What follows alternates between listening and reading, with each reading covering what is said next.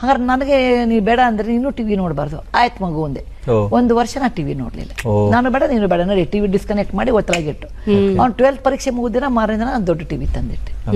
ತಾಯಂದ್ರು ಇದ್ರೊಳಗೆ ಅಷ್ಟೇ ಶ್ರಮ ಪಡ್ಬೇಕು. ಮಕ್ಕಳು ಆಟೋಮೆಟಿಕ್ ಆಗಿ ಬೆಳೆಯೋಲ್ಲ.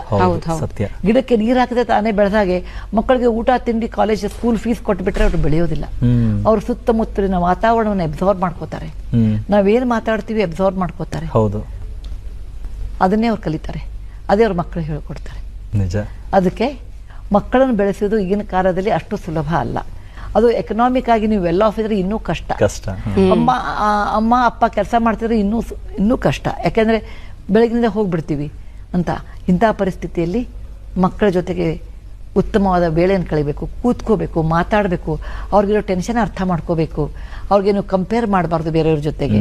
ನನಗೆ ಮಾರ್ಕ್ಸ್ ಕಡಿಮೆ ಬಿತ್ತು, ಪರವಾಗಿಲ್ಲ ಮಗು ಈ ಸತೆ ಕಡಿಮೆ ಬಿತ್ತಲ್ಲ, ನೀವು ಯಾಕೆ ಕಡಿಮೆ ಬಿತ್ತು, ನೀವು ಓದ್ಲಿಲ್ವಾ, ನಿಂಗೆ ಪರೀಕ್ಷೆಗೆ ಅರ್ಥ ಆಗ್ಲಿಲ್ವಾ, ಸರಿ ಇರ್ಲಿ, ಹಾಗಿದ್ರೆ ಮುಂದಿನ ಪರೀಕ್ಷೆ ನಾನು ನಿನ್ನ ಜೊತೆ ಕೂತ್ಕೋತೀನಿ, ಅವಾಗ ನೀನು ಓದ್ಕೋ ಅದನ್ನಂತ. ಹೀಗೆ ತಾಯಿ ತಂದೆಗೆ ಸಕ್ರಿಯವಾಗಿ ಬೆಳೆಸೋದ್ರಲ್ಲಿ ಇಬ್ರು ಪ್ರಯತ್ನ ಪಟ್ರೆ ಸಾಧ್ಯ.